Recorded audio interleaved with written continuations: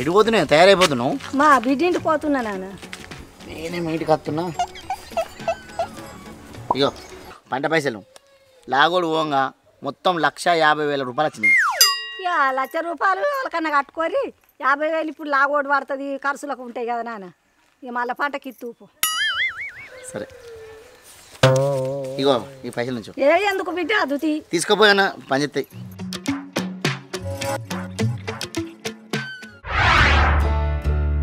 అరే మధు నీ లోన్ అప్పు క్లియర్ చేసినావా అన్న మొత్తం కట్టేసిండే నువ్వురా నీ కార్డు బిల్లు కట్టినావా కట్టేసిన అన్న ఇంకొకసారి కార్డుల జోలికే పోనే అవి ఉంటే దిమ్మక్ అవుట్ అవుతుంది నాదైతే సగం రంది పోయింది ఇంకా సగం రంది ఉందిరా ఓ ఇద్దరు కట్టినా కానీ ఇంకొక ఇద్దరికి బాగున్నాయా వాళ్ళకు కూడా ఇక ఇంత వేసి కట్టిపారాలి ఇక్కడ నుంచి మనం ఏ అప్పు జోలుకోవద్దురా సాలరీగా అప్పు జోలుకోవద్దు ఆ తిప్పలు పడద్దు ఇక ఇంత వేసుకుంటే బతుకుతాం కానీ ఇక మనకు అప్పులు వద్దురా ఏమంటారా సరే అన్న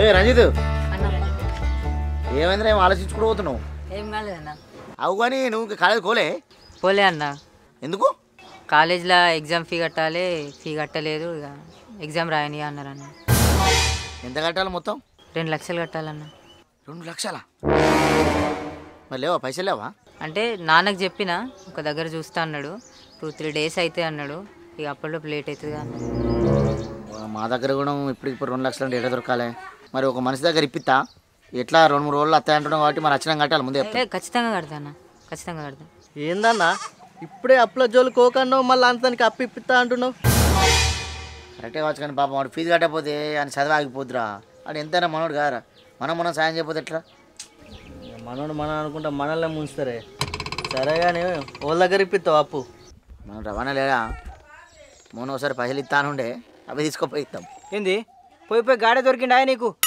ఆడికి ఇట్లా అప్పు కట్టకపోతే మందిలో మనం తీసే రకమే బాగా దండోడు నువ్వు అనేది కరెక్టే కానీ మనం పైసలు కట్టకపోతే ప్రాబ్లం కదా 2-3 రోజుల్లో పైసలు కట్టేస్తాం కదా ఇంకెందుకురా మనం సాయం చేసుకోకపోతే ఎట్రా చల్ అరే మీరు పొలం కాడ పని చూసుకోపోరు తమ్ముడు దాన్ని ఇప్పిస్తా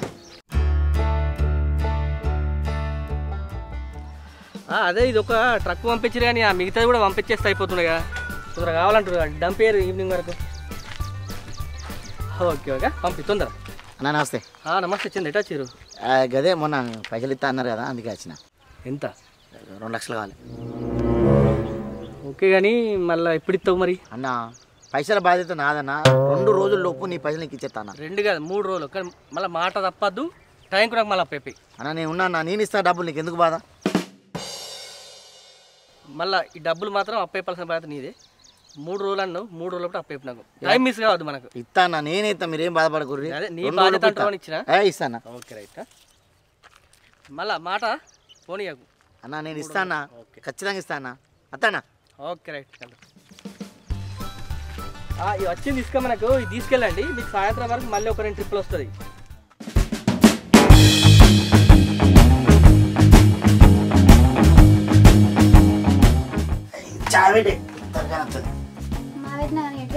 చిన్న పని మీద బయటకి అయినాయి అంటే చెప్పులు లేదా బయట పోంగ చెప్తలేవు రాంగ చెప్తలేవు నేను ప్రేమ తగ్గిపోయింది కదా నీకు తగ్గింది ప్రేమ కాదు పైసలు అవును పైసలు అంటే అది వచ్చింది పోయిన పని అయిందా ఏడైంది కాలే ఎప్పుడైతుంది అంతే ఇక నీ ముఖం చూసిపోయినా కదా ఏ పని అవుతుంది ఇక నా ముఖం చూస్తే పోయిన పని కాలేదా ఒకప్పుడు ఏమన్నా అసలు గుర్తు చేసుకో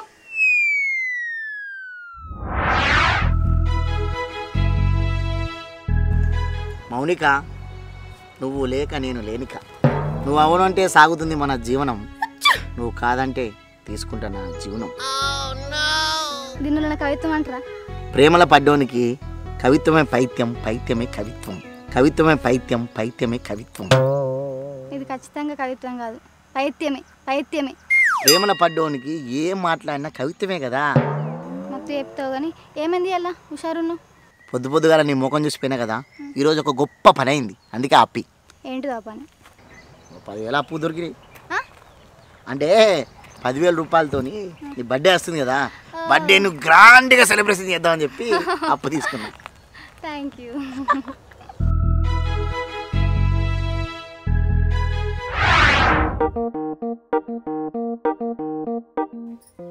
ఎన్నెన్నో అనుకుంటావు అవన్నీ అయితే సరే నువ్వైతే చాయ్ పెట్టు వస్తా చెప్పొద్దా నాకు? ఏ రారా వానొస్తుందా దాదా అన్న వర్షం బాగా కొడుతుంది కానీ మళ్ళీ నీళ్ళు కూడా బాగున్నాయి, తిద్దామా? ఏం తీరా తెలిపోయి మేఘం అది కొసపోయి పోద్దా ఏం కదా.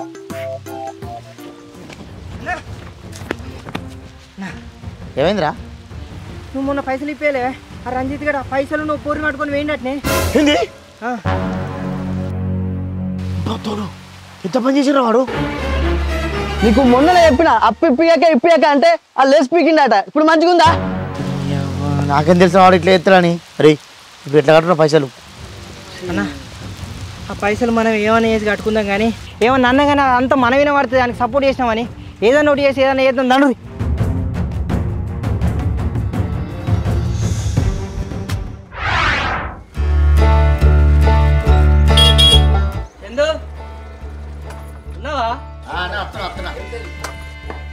ఇక డబ్బులు అరేంజ్ చేస్తే అయిపోతుంది, ఎన్ని రోజులు అవుతుంది. డబ్బులు ఎట్టిపోతే వాతావరణం అంటే చల్లబడ్డది కానీ ఇంత గరం అయితేపా. ఎన్నిసార్లు తిరగాలి ఇక గరం అయిదాం కానీ, కాకపోతే కొద్దిగా డబ్బులు అయితే అరేంజ్ చేయి మనకు. పా పొంగ మాట్లాడదాంపా.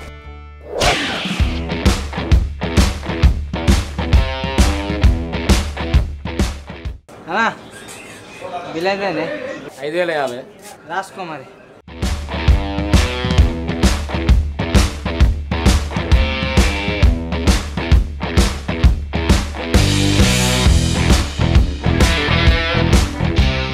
అది తిరుమల్ ఏం అవుతున్నారా? బీరా అన్న. నీ బీరేంద్రా ఆడి తీసుకోరా మంచిగా. ఇగో బాగా ఎక్కుతుంది.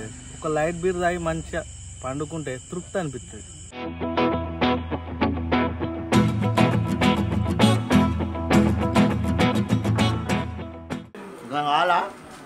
ఫిష్ ఫ్రై చికెన్ సరిపోతుంది కానీ అన్న దగ్గరికి మంచిగా లైట్గా ముక్కకు గ్రేవీ అంటుకోవాలి అంతే.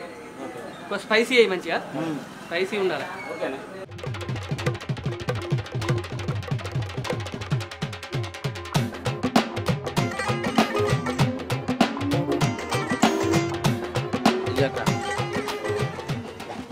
అన్నా బిల్ ఎంత అయింది? బిల్లు 3,000 అయింది. రాసుకో.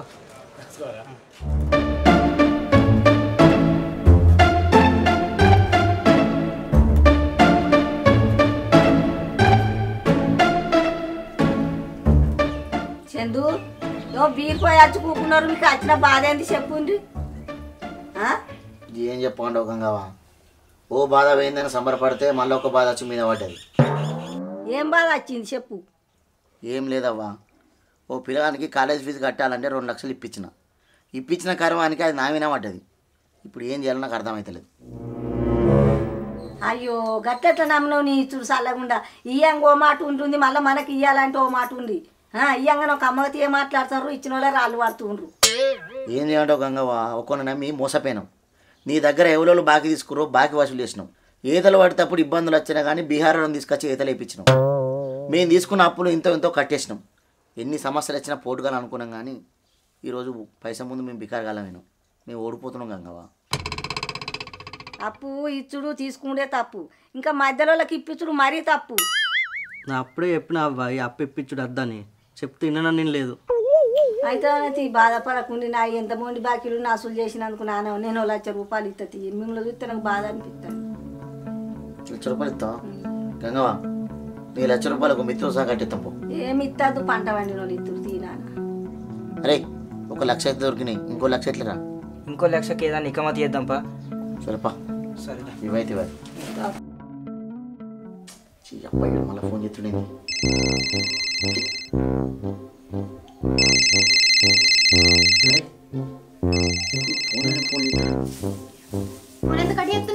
ఎత్తి మాట్లాడు. అరే నీకెందుకు, ఎప్పుడు మాట్లాడినావు ఎందుకు మాట్లాడు నాకు తెలుసు. నీకు అవసరం అది చెప్పరా? నీ పని చేసుకోమన్నాడు. నాకెందుక ఉన్నప్పులు కట్టడానికే సాధన అయితే లేదు. ఇన్ని రోజుల నుంచి అవిటి కోసం కష్టపడ్డావు, ఇప్పుడు మందికి ఇప్పించడం అవసరమా నువ్వు? అరే నేనేమన్నా కావాలని చేసి నానే ఇస్తాడు అనుకున్నా, వాళ్ళు వేసిపోతే నా తప్ప? నీదిగా తప్పు, నాదే తప్పు, నిన్ను అడుగుడు తప్పు, నీకెప్పుడు తప్పు, నిన్ను వేసుకున్నాడే తప్పు. ఏమన్నావే? ఏమనలే. ఏమన్నావు ఇప్పుడు? ఏమనలే. అయినా నీకేం చెప్పినా వేస్టే. అప్పుడు నేను ఎంత మంచి చెప్పినా నీకు పని చేసుకొని బాకీ జరుపుకుందామని ఇద్దరం మంచిగా ఉందామని చెప్పిన. ఇన్న అప్పుడన్నా తలక ఊపినా బరువుపినట్టు, కానీ ఇప్పుడైతే అస్సలు ఇంటలేవు, మొత్తం మారిపోయినావు నువ్వు. మారిపోయింది నేను కాదు నువ్వు. నేనా? నేనేం మారినా చెప్పు, నేనేం మారినా? అప్పుడు నేను ఎంత మంచిగా చెప్తువే, కూర్చుండబెట్టి ఒక దేవత లెక్క మంచిగా చెప్పేదాన్ని. ఇప్పుడు దయ్యం లెక్క చెప్తున్నా. నువ్వు అనుకుంటే ఏం చేయలేదు దానికి. గుడుగుడికేం తక్కలేదు. గుడుగుడు గుండాక అలుగుడు సోమక్క. ఇంటికి కూడా వస్తారు. ఏం మాట్లాడుకుంటావు మాట్లాడుకో. అన్న సరే కూర్చో. కూర్చున్నాడు కాదు, పైసలు ఎప్పుడు ఇస్తావు నువ్వు? ఇలా అటు ఇటు చేసుకుందాం మంచిగా. నేను నువ్వు అసలు ఫోన్ ఎందుకు లిఫ్ట్ చేస్తలేవు? 3 రోజులు అప్పుడు ఇస్తా అన్న పైసలు, ఇంతవరకు ఏది లేదు. నాకు పైసలు చెప్పు. పైసలు ఎడిపోతాయన్న, ఇయ్యలు కాకపోతే రేపిస్తాన్న. ఎందుకంత గరం అవుతావు? ముందైతే 2 అప్పాలు తిను. ఏమే అప్పాలు తీసుకురా.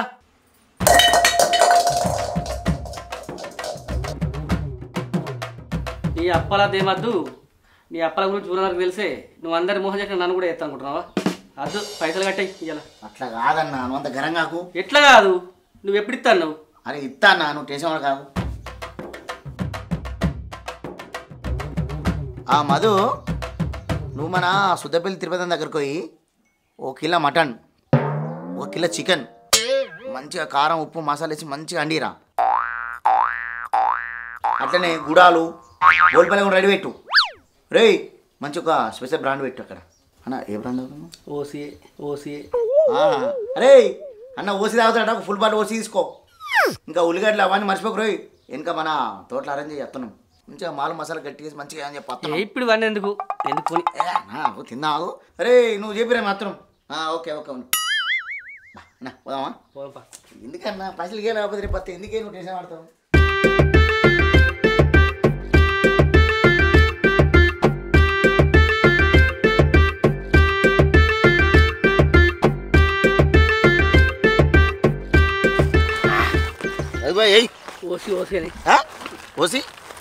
ఓసి బ్రాండే, ఓసి అంటే తిను.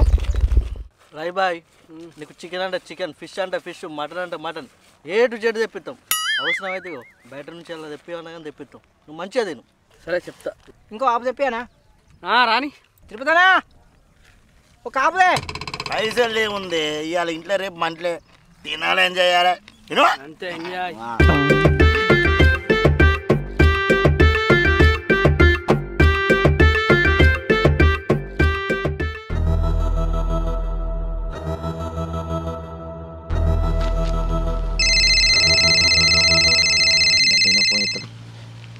అన్న 4 రోజులే జాడలేదు, పత్తలేదు, ఫోన్ ఎత్త లిఫ్ట్ చేస్తలేదు. ఇంకేంది? అత్తున్నా వెయిట్ చేయరు. ఒక్క 5 నిమిషాలు ఉంటావు అందా? ఓకే సరే నువ్వు పైసలు పట్టుకుని ఇంటికి రా.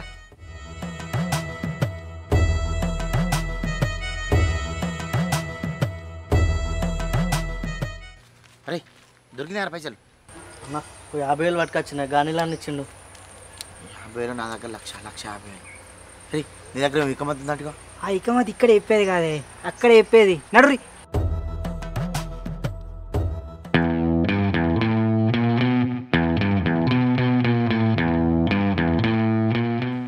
మనం 3 రోజులు అనుకుంటే 3 నెలలు గడిచిపోయాయి. ఇప్పుడు తెచ్చినావు పైసలు అయితే. తీసుకొచ్చినా నా పైసలు ఇచ్చినా.